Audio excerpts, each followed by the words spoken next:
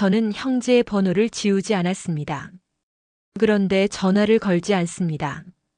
싸운 적도 없고 상처 주는 말을 한 적도 없습니다. 그런데도 지금은 연락할 이유가 없습니다. 이게 제가 나빠서일까요? 정약용 선생은 이렇게 말했습니다. 가까운 사이일수록 예를 잃으면 원수가 된다. 오늘은 왜 형제는 나이 들수록 자연스럽게 남이 되는지, 그리고 왜 그걸 억지로 막으려 할수록 노후가 더 외로워지는지 말씀드리겠습니다. 어릴 때 형제는 전부였습니다. 똑같은 밥을 먹고, 똑같은 방에서 자고, 똑같은 부모에게 혼났습니다. 그 시절에는 형제가 내 편이라고 의심한 적이 없습니다. 그래서 우리는 당연히 이렇게 믿었습니다. 형제는 평생 함께 가는 사람이다. 하지만 정약용 선생은 사람을 이렇게 보았습니다. 사람은 같은 울타리에서 자라도 같은 길을 걷지 않는다. 형제는 같은 울타리 안에서 출발했을 뿐입니다. 누군가는 부모 곁에 남아 책임을 짊어졌고, 누군가는 일찍 떠나 자유를 선택했습니다. 누군가는 참는 법을 배웠고, 누군가는 말하는 법을 배웠습니다. 이 차이는 젊을 때는 잘 보이지 않습니다. 하지만 나이가 들수록 확실해집니다. 그런데도 우리는 왜 이 차이를 인정하지 못할까요? 형제 관계에서 사람을 가장 지치게 하는 말. 그래도 형제잖아.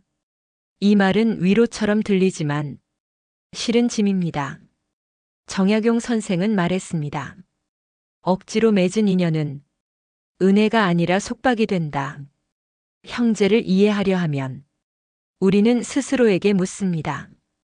왜 저 사람은 저럴까? 왜 나만 참을까? 이 질문에는 답이 없습니다. 답이 없는 질문을 오래 붙잡으면 사람은 자기 자신을 잃습니다. 그래서 연락이 줄어듭니다. 싸운 게 아니라 지친 겁니다. 다음에서는 왜 부모가 사라진 뒤 형제 관계가 급격히 흔들리는지 이야기하겠습니다. 형제를 하나로 묶어주던 건 정이 아니었습니다. 부모였습니다. 부모의 집, 부모의 생일, 부모의 병원, 부모가 있을 때 형제는 각자의 자리가 있었습니다.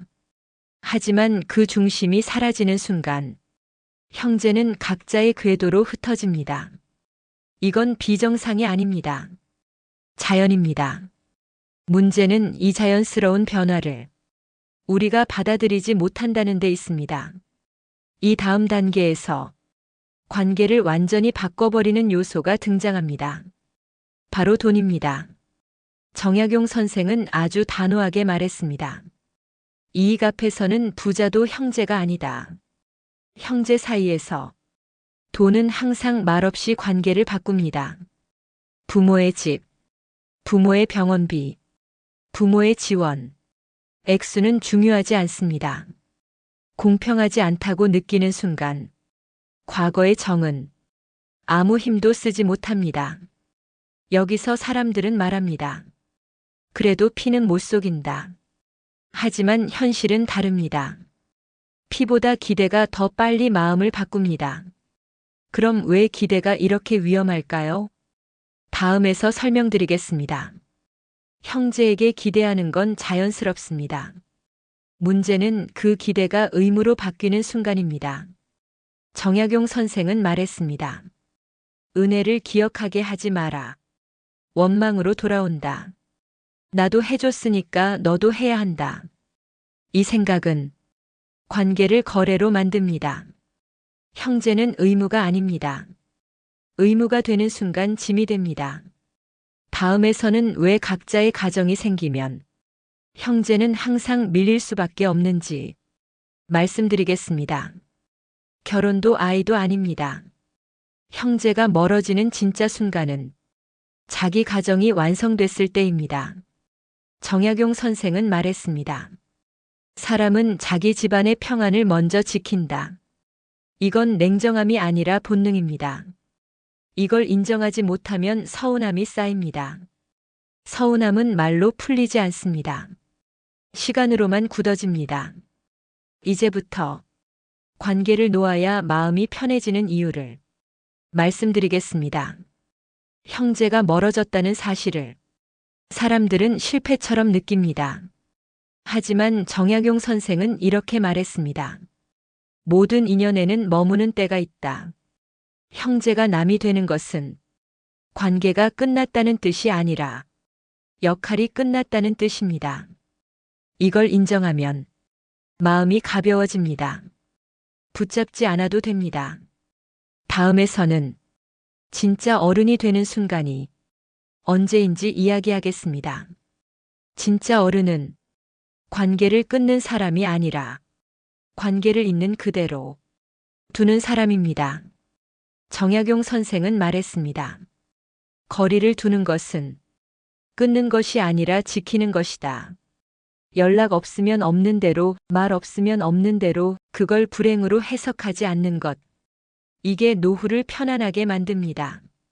이제 형제보다 중요한 관계를 말씀드리겠습니다. 나이가 들수록 형제보다 중요한 건 지금 내 옆에 있는 사람, 나와 대화를 이어가는 사람. 정약용 선생은 말했습니다. 사람은 함께 늙을 사람을 선택해야 한다. 피로 맺은 관계보다 선택한 관계가 더 오래 갑니다. 이걸 인정하는 순간 외로움은 줄어듭니다. 마지막으로 노후를 망치는 가장 위험한 생각을 말씀드리겠습니다. 형제와 잘 지내야 행복하다는 생각. 이 생각이 사람을 가장 힘들게 합니다. 정약용 선생은 말했습니다. 평안은 사람에게서 오지 않고 내 마음에서 온다. 행복은 관계의 수가 아니라 관계의 무게입니다. 형제는 남이 되어도 괜찮습니다. 그건 실패가 아닙니다. 성숙입니다. 형제는 가까워져야만 사랑인 것이 아닙니다. 멀어져도 미워하지 않는 것. 그것도 성숙한 사랑입니다. 어느 날부터 형제의 삶이 내 삶과 다른 방향으로 흘러가도 그것은 배신도 실패도 아닙니다. 그저 각자의 계절이 달라졌을 뿐입니다. 정약용 선생은 인연을 붙잡지 않았습니다. 대신 자신의 삶을 붙잡았습니다. 그 선택이 그를 외롭게 만들었지만 비어있지는 않았습니다. 우리도 마찬가지입니다. 형제와 자주 만나지 않아도 연락이 뜸해져도 그 사실로 자신을 책망하지 마십시오. 사랑은 곁에 있어야만 존재하는 것이 아닙니다. 멀리 있어도 안부를 빌 수 있고 말하지 않아도 마음을 남길 수 있습니다. 오늘 밤 형제를 떠올리되 미안해하지 말고 그저 각자의 삶을 조용히 존중해 주십시오. 그것이면 충분합니다.